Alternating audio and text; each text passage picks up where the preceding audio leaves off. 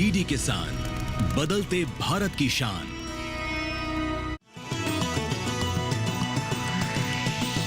DD किसान, बदलते भारत की शान।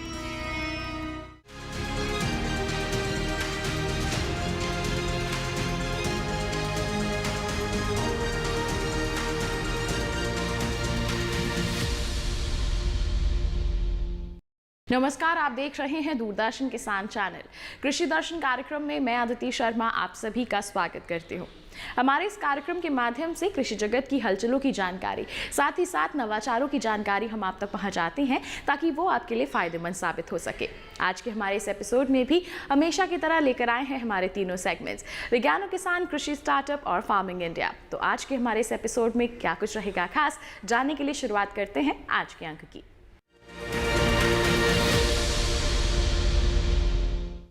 आइए किसान भाइयों बहनों, सबसे पहले नजर डालते हैं क्या कुछ खास है आज सीधा मंत्रालय से। एकीकृत नाशीजीव प्रबंधन संस्थान फसलों में लगने वाले कीटों के नियंत्रण के लिए निरंतर प्रयासरत रहता है। किस तरह के उपाय किए जा रहे हैं इस संस्थान द्वारा, इसके बारे में विस्तृत जानकारी दे रहे हैं कृषि भवन के डीडी किसान स्टूडियो से DPPQS फरीदाबाद के उप निदेशक डॉक्टर VD निगम। क्या कुछ कहा है उन्होंने, आइए आपको दिखाएं।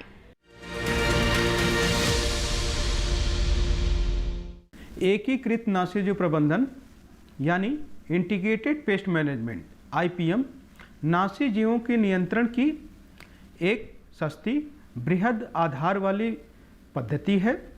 इसमें नाशीजीवों को नियंत्रण की सभी विधियों को समुचित तालमेल पर आधारित होती है।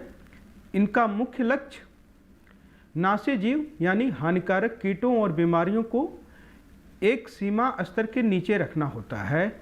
यह सीमा स्तर आर्थिक क्षति स्तर यानी इकोनॉमिक इंजरी लेवल कहते हैं। विगत कई वर्षों से देखा जा रहा है हमारे किसान भाई कीटों और बीमारियों को रोकने हेतु मुख्य रूप से रासायनिक कीटनाशकों व रोगनाशकों का इस्तेमाल कर रहे हैं, जिनका अविवेकपूर्ण और अंधाधुंध इस्तेमाल से कई सारे प्रतिकूल परिस्थितियां उत्पन्न हो रही हैं, जैसे कि पर्यावरण प्रदूषण, पारिस्थितिकी असंतुलन, भोजन, फल, सब्जी, मृदा, पानी में कीटनाशकों के अवशेष, कीटों की फिर से भरमार बढ़ना तथा कीटों के अंदर कीटनाशकों के प्रति प्रतिरोधक क्षमता का ज़्यादा बढ़ना, मानव व पशु स्वास्थ्य पे नुकसान होना आदि। IPM अपनाने की बात करें तो इसको कैसे अपना सकते हैं, इस बारे में हम बताना चाहेंगे। बीज चुनाव से लेकर बिजाई तक एवं फसल कटाई तक विभिन्न विधियों को समयानुसार क्रमानुसार इस प्रकार अपनाना है, जैसे व्यवहारिक नियंत्रण, यांत्रिक नियंत्रण, आनुवांशिक नियंत्रण, संगरोध नियंत्रण, जैविक नियंत्रण और अंत में रासायनिक नियंत्रण। व्यवहारिक विधि, इस विधि के तहत हम परंपरागत रूप से कृषि क्रियाओं में परिवर्तन लाके कीटों और बीमारियों को कम करना या उनको खत्म करते हैं। दूसरी हमारी विधि यांत्रिक विधि। इस विधि में हम यंत्रों के माध्यम से कीटों और बीमारियों को कम करते हैं या रोकथाम करते हैं। संगरोध विधि, इस विधि में भारत सरकार द्वारा संगरोध कानून 2013 को अमल में लाया गया है। इसमें कोई भी व्यक्ति कीटों व रोग से संक्रमित पौधे एक जगह से दूसरे जगह नहीं ले जा सकते हैं। इसमें दो तरीके के संस्थाएं काम कर रही हैं, घरेलू संगरोध और विदेशी संगरोध।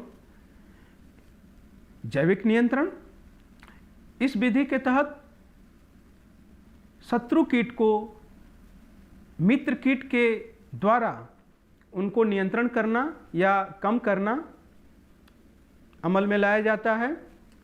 इसके माध्यम से हम लेपिडोप्टेरस कीटों के अंडों को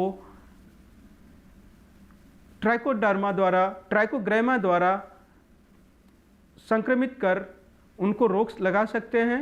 इसी तरीके से बहुत सारे प्राकृतिक शत्रु हैं, मकड़ियाँ, लेडी बर्ड बिटिल जिसको लाडली किसान बोलते हैं, spider, damselfly, dragonfly, mantis, तमाम ऐसे प्राकृतिक मित्र हैं जो हमारे शत्रुओं कीट को रोक लगाने में काफ़ी कारगर साबित होते हैं। आइए अब नजर डालते हैं सम्मेलन से प्रगति की ओर पर। दिल्ली में केंद्रीय सहकारिता सचिव डॉक्टर अशोक कुमार भूटानी ने एक प्रेस कॉन्फ्रेंस का आयोजन किया। इस प्रेस कॉन्फ्रेंस के माध्यम से जानकारी साझा की गई कि अंतर्राष्ट्रीय सहकारी गठबंधन महासभा और वैश्विक सहकारी सम्मेलन का आयोजन 25 नवंबर से 30 नवंबर 2024 तक भारत मंडपम प्रगति मैदान नई दिल्ली में किया जाएगा। क्या कुछ खास जानकारी साझा की गई इस दौरान, आइए आपको दिखाते हैं। वैश्विक सहकारी आंदोलन के प्रमुख निकाय अंतर्राष्ट्रीय सहकारी गठबंधन ICA के 130 साल के इतिहास में ये पहली बार होगा कि ICA महासभा और वैश्विक सहकारी सम्मेलन का आयोजन भारत में किया जाएगा। इस प्रेस कॉन्फ्रेंस में केंद्रीय सहकारिता सचिव डॉक्टर आशीष कुमार भूटानी, ICA के महानिदेशक हेरोन डगलस और इफ्को लिमिटेड के प्रबंध निदेशक डॉक्टर US अवस्थी उपस्थित थे। इस वर्ष के सम्मेलन का विषय है cooperatives build prosperity for all, जो प्रधानमंत्री नरेंद्र मोदी के दृष्टिकोण सहकार से समृद्धि के अनुरूप है। डॉक्टर भूटानी ने कहा कि नई दिल्ली में इस अंतर्राष्ट्रीय कार्यक्रम के आयोजन से सहकार से समृद्धि का विचार अब पूरे विश्व में फैलेगा। जो हमारी सहकारी संस्थाएं हैं कि कैसे टेक्नोलॉजी को आगे लेके आगे बढ़ें और उसका बेनिफिट कोऑपरेटिव्स को मिले, आम मेंबर को मिले और उसकी आमदनी में वृद्धि हो। आय में काफ़ी वृद्धि हुई जब से टारगेट लिया गया था और उसमें और वृद्धि हो सकती है। हमारा ये मानना है कि जो आपका एलाइड एक्टिविटीज़ हैं फार्मिंग में, उससे काफ़ी वृद्धि हो सकती है और आपका डेयरी एक बहुत बड़ा माध्यम है वृद्धि करने का। उसमें काफ़ी किसानों को और जितने भी आपके गौपालक उनको फ़ायदा हुआ है और उनकी आय में वृद्धि हुई है। इसके अलावा भी बहुत सारी एक्टिविटीज़ हैं, चाहे वो मत्स्य पालन हो, उसमें मंत्रालय भी काम कर रहे हैं, जो कंसर्न मिनिस्ट्रीज़ हैं उनके मॉडल्स हैं, उनके प्रोजेक्ट्स हैं जो हमारा मंत्रालय इंटीग्रेट और कन्वर्ज कर रहा है इससे कि बेनिफिट किसानों को मिल सके। और आप लोगों के माध्यम से प्रचार प्रसारों को निश्चय युवा से जुड़ेंगे और जितने भी हमारे इनिशिएटिव हैं उसके बारे में हम लोगों को बताएंगे।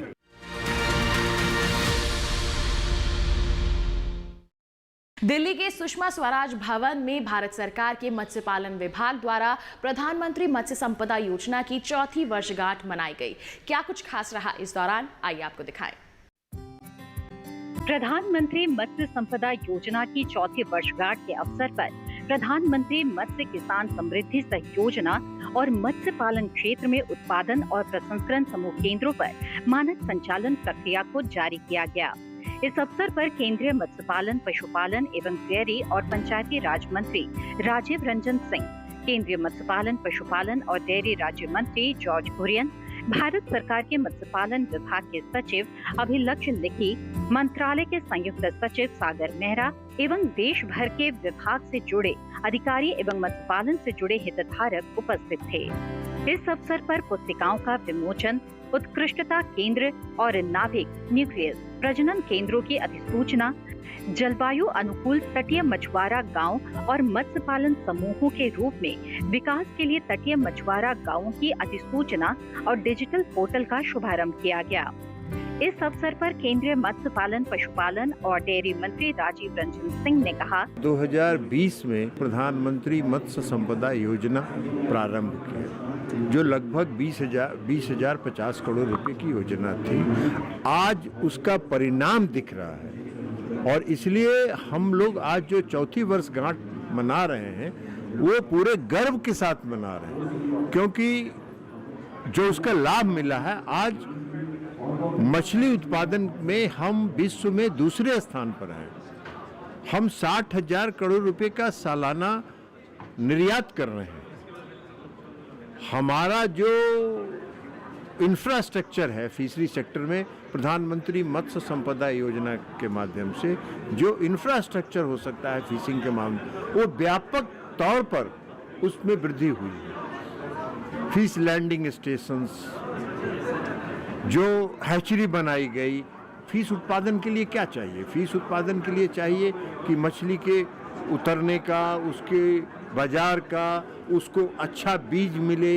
ये सारा चीज प्रधानमंत्री मत्स्य संपदा योजना में विकसित किया गया और उसका लाभ है कि आज हम विश्व में दूसरे स्थान पर हैं और इस निर्यात को और भी हम बढ़ाने जा रहे हैं। आज नेशनल डिजिटल प्लेटफॉर्म का भी हुआ, जिसमें के माध्यम से जो फिश सेक्टर से जुड़े मछुआरे भाई जो हैं, वो जो असंगठित क्षेत्र में हैं, उनको संगठित क्षेत्र में लाने के लिए, उनको असंगठित क्षेत्र में लाने के लिए रजिस्ट्रेशन की सुविधा है। इसमें स्टार्टअप्स को प्रोत्साहन मिलेगा। इसमें कई तरह की योजनाएं हैं जिसका लाभ अगर वो रजिस्टर्ड होंगे तो उसका लाभ वो उठा सकें।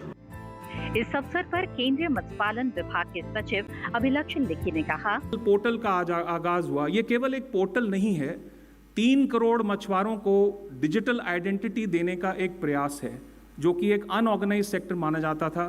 तो ये पोर्टल के शुरुआत से रजिस्ट्रेशन होगी, आगे कुछ परफॉर्मेंस इंसेंटिव्स भी दिए जाएंगे, लोगों को प्रोत्साहित किया जाएगा। ये बहुत बड़ा टेक्नोलॉजिकल रेवोल्यूशन है। आरएओस और बायोफ्लॉक रीसर्कुलेटरी एक्वाकल्चर सिस्टम्स के बारे में आप सब अवगत हैं, उसको किया जा रहा है। डिजीज़, किसी भी किस्म की डिजीज़, जो किसी प्रकार की बीमारी जो किसी फिश में आती है, इसको भी आईसीआर बहुत अच्छे ढंग से टैकल कर रहा है और इसके लिए एक ऐप भी बनाया गया है। हमारी कोशिश है कि राज्य सरकारों के साथ उस एप्लीकेशन को और सुदृढ़ किया जाए ताकि टेक्नोलॉजी के माध्यम से डिजीज़ और बीमारी की जानकारी आम जन तक पहुंच सके और उस पर हम कुछ एक्शन ले सकें। इसके साथ साथ जितने हमारे स्टार्टअप्स हैं, हमारे नौजवान बच्चे बच्चियां जो कोई नया प्रयोग कर रहे हैं वेस्ट मैनेजमेंट में, फीड टेक्नोलॉजी में, आर्टिफिशियल इंटेलिजेंस की एप्लीकेशन में, ऐसे स्टार्टअप्स को प्रोत्साहन देना हमारी पूरी कोशिश रहेगी। और हमने एक लेक्चर सीरीज़ भी मंत्रालय में शुरू की है मत्स्य मंथन के नाम से, जिसके माध्यम से इन स्टार्टअप्स को मौका मिलता है आकर के अपनी बातचीत रखने का। अभी आपने देखा, माननीय मंत्री जी ने लगभग 900 करोड़ के प्रोजेक्ट्स का अनाउंसमेंट किया और उनकी लीडरशिप में जो एक नया प्रयोग किया गया वो यह है कि हमारे जितने फिश हार्बर्स हैं, अब तक केवल स्ट्रक्चरल डिज़ाइन की बात होती थी, लेकिन अब हम उनको स्मार्ट हार्बर से भी जानना चाहते हैं। इंटेलिजेंट हार्बर, जहाँ पे internet of things, artificial intelligence और ऐसी सारी जो टेक्नोलॉजीज़ हैं, मशीन लर्निंग की, इलेक्ट्रॉनिक ट्रेडिंग की, उनको भी हम हार्बर मैनेजमेंट और पोस्ट हार्वेस्ट मैनेजमेंट के साथ जोड़ें। उसी तरह से जो वर्ल्ड क्लास फिश मार्केट्स की बात हुई है, उसमें भी we are trying to introduce now smart elements, intelligent features, so that we connect to the latest technologies available for managing our fish markets, our harbors, which have been announced today.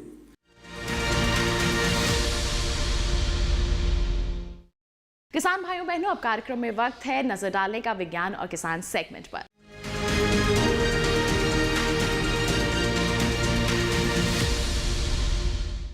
आज के हमारे segment में हम बात करेंगे औषधीय पौधों की खेती के बारे में। हमारे किसान अब इनकी खेती को भी अपना रहे हैं, अपना रुझान इनकी ओर बढ़ा रहे हैं, क्योंकि बाजार में इनकी मांग अच्छी बनी रहती है और कम समय में इनसे अधिक पैदावार भी मिल जाती है। तो अगर आप भी करना चाहते हैं औषधीय पौधों की खेती, तो आइए आपको विस्तृत जानकारी देते हैं।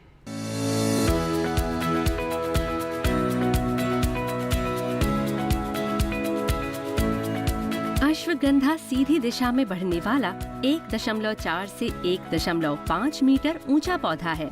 भारत में इसकी खेती मुख्य रूप से मध्य प्रदेश, गुजरात, हरियाणा, महाराष्ट्र, पंजाब, उत्तर प्रदेश और राजस्थान में होती है। समुद्र तल से लेकर 1500 मीटर की ऊंचाई तक इसे आराम से बोया जा सकता है। ऐसे उपोष्ण इलाके जहां 500 से 800 मिलीमीटर बारिश होती हो, इसकी खेती के लिए सबसे उपयुक्त हैं। जहां तक मिट्टी का सवाल है, तो अश्वगंधा 7.5 से 8 pH मान वाली बलुई दोमट मिट्टी या हल्की लाल मिट्टी को पसंद करता है। हालांकि इसकी सीधी बिजाई भी की जा सकती है, लेकिन अच्छी गुणवत्ता रोपाई से ही आएगी। रोपाई के लिए रोग मुक्त और उन्नत किस्म के बीज उठी हुई नर्सरी बेड में लगाएं। बेड को गार्डन कंपोस्ट और बालू मिलाकर तैयार किया जाता है। 1 हेक्टेयर के लिए 5 किलो बीज की जरूरत होगी। अगर आप सीधी बिजाई कर रहे हैं तो इतनी ही जमीन के लिए 12 किलो बीज की जरूरत होगी। नर्सरी की स्थापना जून-जुलाई में होती है और बीज बोने का काम मॉनसून शुरू होने से पहले ही कर लिया जाता है। बिजाई के बाद थोड़े से बालू से उन्हें ढक दें। 35 से 40 दिन में पौध तैयार हो जाएगी और इसे मुख्य खेत में रोप लिया जाएगा। फार्म यार्ड और हरी खाद इसकी उन्नत खेती में महत्वपूर्ण है। 1 हेक्टेयर के खेत में 10 से 12 टन फार्म यार्ड कंपोस्ट या 1 से 1.5 टन वर्मी कंपोस्ट की जरूरत होगी। रोपाई के दौरान कतार से कतार के बीच की दूरी 60 सेंटीमीटर, पौधे से पौधे की 30 सेंटीमीटर और गहराई 8 से 10 सेंटीमीटर रहेगी। मिट्टी की उर्वरता सामान्य है तो 15 किलो नाइट्रोजन, 15 किलो पोटेशियम प्रति हेक्टेयर डालेंगे। अश्वगंधा की फसल बारिश के ज्यादा पानी को बर्दाश्त नहीं कर पाती। जड़ की अच्छी बढ़त के लिए 8 से 10 दिन के अंतराल पर सिंचाई करते रहना चाहिए। अश्वगंधा पर कोई हानिकारक कीट नहीं लगता, फिर भी एफिड्स और घुन जैसे कीड़ों का हमला हो सकता है। इसके अलावा पौधे में सड़न और पाला लगने का भी खतरा रहता है। इनसे बचने के लिए बीजोपचार कर लेना चाहिए। फिर भी अगर बीमारी लग जाए तो नीम, चित्रकमूल, धतूरा और गौमूत्र मिलाकर बायोपेस्टिसाइड तैयार कर सकते हैं। रोपाई के 160 से 180 दिनों के बाद फसल तैयार हो जाएगी। तैयार होने के बाद पूरे पौधे को जड़ सहित निकालना होता है। उसके बाद ऊपरी हिस्से को तने से काटकर अलग कर लेते हैं। 1 एकड़ जमीन पर 450 किलो जड़ और 50 किलो बीज हासिल होता है।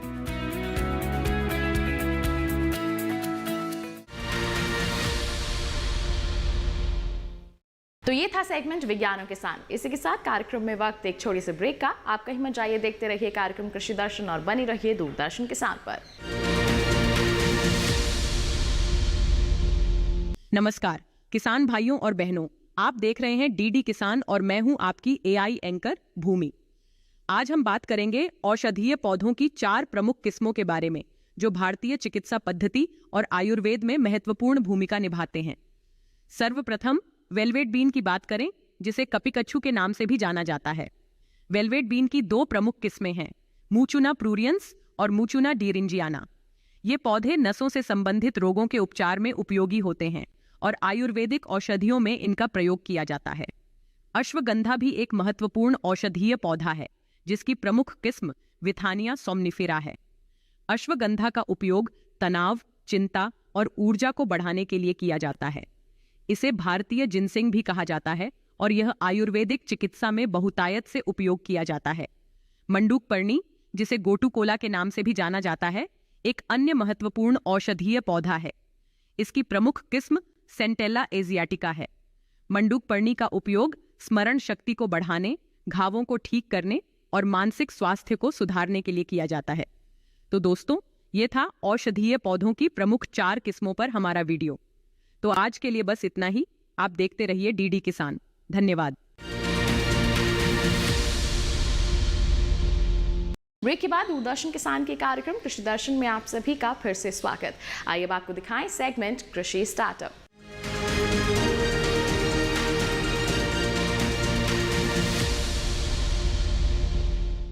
हमारे सेगमेंट में हम आपको देश के सफल किसानों से मिलवाते हैं, उनकी दास्तान आप तक पहुंचाते हैं ताकि आप भी उनसे प्रेरित हो सके। तो आज के हमारे सेगमेंट में किनसे हम करवाएंगे आपकी मुलाकात, जानने के लिए रुख करते हैं कृषि स्टार्टअप सेगमेंट का।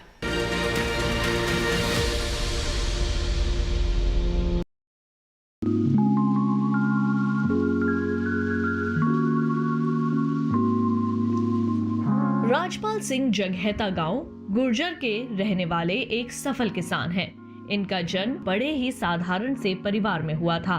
बड़े होने के साथ साथ इन्होंने अपने परिवार से खेती बाड़ी करनी सीखी।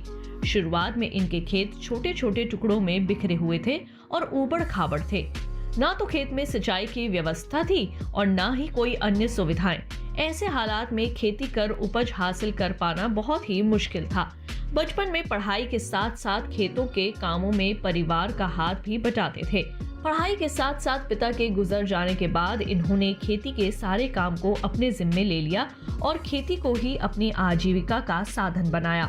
शुरुआत में खेती करते हुए इन्हें कई दिक्कतों का सामना करना पड़ा, लेकिन इन्होंने हार न मानी। बाद में कृषि विज्ञान केंद्र सहारनपुर उत्तर प्रदेश से जुड़कर और यहाँ के वैज्ञानिकों के संपर्क में आकर राजपाल सिंह को खेती की नई दिशा मिली।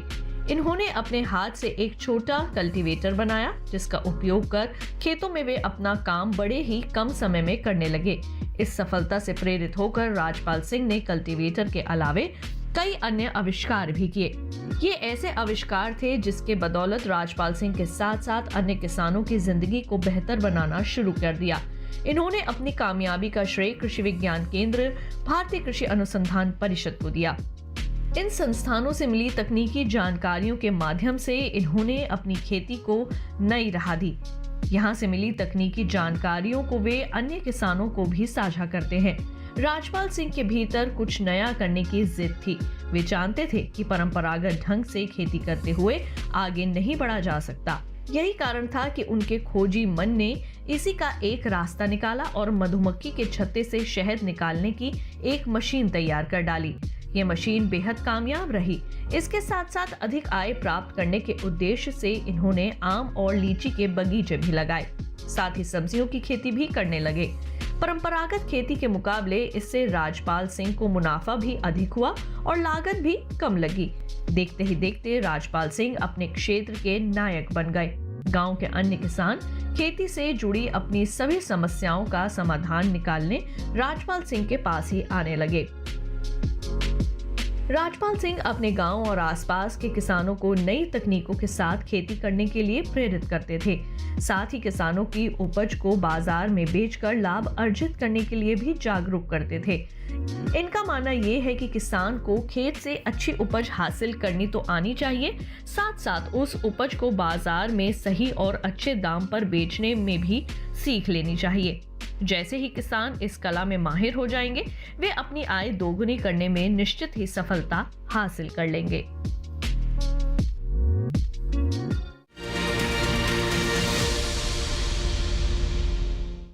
तो ये था कृषि स्टार्टअप सेगमेंट। इसी के साथ कार्यक्रम में वक्त एक और छोटे से ब्रेक का। आप कहीं मत जाइए, देखते रहिए कार्यक्रम कृषि दर्शन और बने रहिए दूरदर्शन किसान पर। नमस्कार किसान मित्रों, मैं हूं आपकी एआई एंकर भूमि। आज हम बात करेंगे प्रधानमंत्री नरेंद्र मोदी की एक महत्वपूर्ण पहल के बारे में, जिसका उद्देश्य है भारतीय कृषि को और अधिक समृद्ध और उत्पादक बनाना। इस पहल के तहत उच्च उपज वाली नई फसल किस्मों को विकसित किया गया है, जो किसानों के लिए एक नई उम्मीद की किरण बन सकती है। प्रधानमंत्री मोदी के नेतृत्व में कृषि वैज्ञानिकों और विशेषज्ञों ने मिलकर कई ऐसी नई फसल किस्मों को तैयार किया है जो न केवल अधिक उपज देने वाली हैं, बल्कि रोग प्रतिरोधी भी हैं। इन नई किस्मों को खास तौर पर भारतीय जलवायु और मिट्टी के अनुकूल बनाया गया है, जिससे किसानों को बेहतर फसल उत्पादन मिल सके। इस पहल का मुख्य उद्देश्य है किसानों की आय को दुगुना करना और देश की खाद्य सुरक्षा को मजबूत बनाना। नई फसल किस्मों की मदद से किसान अपनी उपज को बढ़ा सकेंगे, जिससे उनकी आमदनी में वृद्धि होगी। साथ ही इन किस्मों की रोग प्रतिरोधक क्षमता के कारण फसल का नुकसान कम होगा, जिससे किसानों का जोखिम भी घटेगा। इसके अलावा प्रधानमंत्री की इस पहल से कृषि क्षेत्र में नवाचार और अनुसंधान को भी बढ़ावा मिलेगा, जिससे भविष्य में और भी उन्नत फसल किस्में विकसित की जा सकेंगी। यह पहल भारतीय कृषि को एक नई दिशा देने में महत्वपूर्ण भूमिका निभा सकती है। किसान भाइयों और बहनों, यह समय है नई तकनीकों और फसल किस्मों को अपनाने का, ताकि हम सभी मिलकर एक समृद्ध और सशक्त कृषि व्यवस्था का निर्माण कर सकें। जुड़े रहिए हमारे साथ और जानिए ऐसी ही महत्वपूर्ण जानकारी। तो आज के लिए बस इतना ही। आप देखते रहिए डीडी किसान। धन्यवाद। ब्रेक के बाद दूरदर्शन किसान के कार्यक्रम कृषि दर्शन में आप सभी का फिर से स्वागत। आइए अब आपको दिखाएं सेगमेंट फार्मिंग इंडिया।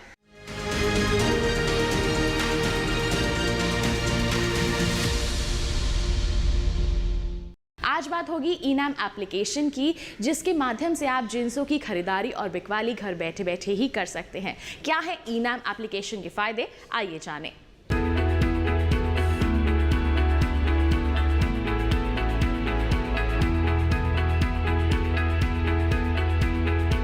ई-नाम के जरिए आप घर बैठे न केवल एपीएमसी से जुड़ी किसी भी मंडी में चल रहा भाव मालूम कर सकते हैं, बल्कि अपनी फसल का सौदा कर सकते हैं और घर बैठे समय पर बिकी हुई फसल का भुगतान भी पा सकते हैं। इनाम दरअसल कोई समानांतर मार्केटिंग संरचना नहीं है, बल्कि ये मंडियों का ही राष्ट्रीय नेटवर्क बनाने का एक साधन है जिसे ऑनलाइन एक्सेस किया जा सकता है। पुरानी मंडी व्यवस्था में किसान सिर्फ मंडी में ही फसल बेच सकता था, लेकिन इनाम के माध्यम से वो मंडी के बाहर भी फसल बेचने के लिए आजाद है। इनाम मुख्य रूप से एक राष्ट्र एक बाजार की अवधारणा पर आधारित है। इसे कृषि और किसान कल्याण मंत्रालय के जरिए एक निवेश के साथ बनाया गया है और इसके लिए विकसित सॉफ्टवेयर सभी मंडियों के लिए उपलब्ध है। ऐसी मंडियां जो राज्य मंडी अधिनियम के नियमों के अनुरूप राष्ट्रीय नेटवर्क में शामिल होने के लिए सहमत हों।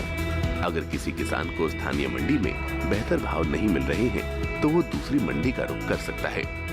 यहाँ तक कि वो अपने राज्य के बाहर भी फसल बेच सकता है। शुरुआत में सिर्फ 21 मंडियों को ही इसमें शामिल किया गया था और सिर्फ चुनिंदा फसलों की ही बिक्री होती थी, लेकिन आज 18 राज्यों और 3 केंद्र शासित प्रदेशों की 1000 मंडियां इसमें शामिल हो चुकी हैं, जहां 175 फसलों को खरीदा और बेचा जा सकता है। 31 जनवरी तक के आंकड़े बताते हैं कि इनाम पर 1,72,70,000 किसान, 2,13,844 व्यापारी, 1,02,068 कमीशन एजेंट और 2,050 FPO जुड़े हैं। किसानों के लिए इनाम पर मुख्य रूप से 4 फायदे हैं। पहला, इस पोर्टल पर कारोबार में पारदर्शिता दिखाई देती है और किसानों को बेहतर भाव की संभावना बढ़ती है। पारदर्शिता का मतलब ये हुआ कि किसानों के साथ धोखाधड़ी की संभावना कम हो जाती है। दूसरा फायदा ये है कि अन्नदाता की पहुंच ज्यादा मंडियों और व्यापारियों तक सीधे हो गई है। तीसरे, मंडियों में आवक और भाव की तुरंत जानकारी मिल जाती है। और चौथा, भुगतान बहुत जल्दी हो जाता है और पैसा सीधे किसान के खाते में जाता है। तो अगर आप भी सुविधा का फायदा उठाना चाहते हैं तो इनाम पर रजिस्ट्रेशन कराना होगा। रजिस्ट्रेशन की कोई फीस नहीं है। तो ये था सेगमेंट फार्मिंग इंडिया। इसी के साथ आज के कार्यक्रम में बस इतना ही। उम्मीद करते हैं जितनी भी जानकारियां आज के कार्यक्रम के माध्यम से आप तक पहुंचाई गई हैं, सभी आपके लिए फायदेमंद साबित हुई होंगी। साथ ही आपको बता दें, कोई सवाल है आपके पास, कोई सुझाव है आपके पास, वो आप हम तक पहुंचा सकते हैं। ईमेल कीजिए हमें। ईमेल आईडी है krishidarshan@gmail.com।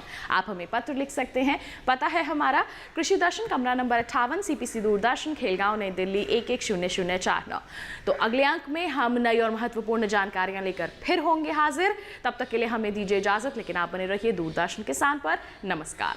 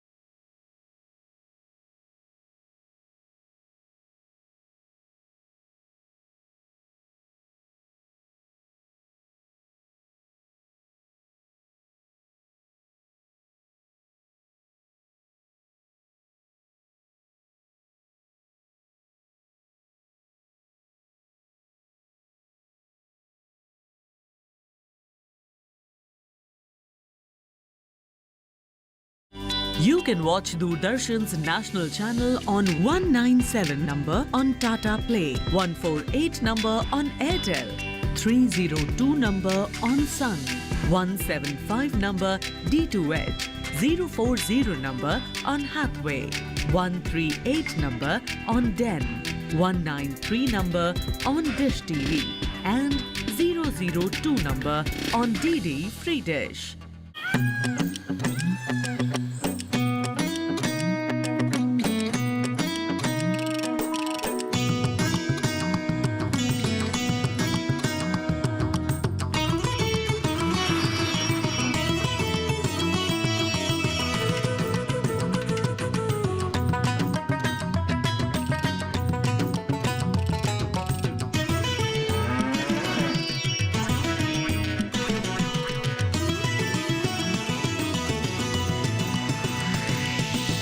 डीडी किसान, बदलते भारत की शान। मौसम खबर के प्रायोजक हैं आईएल के ट्रैक्टर ब्रांड का शिनवा, जो देता है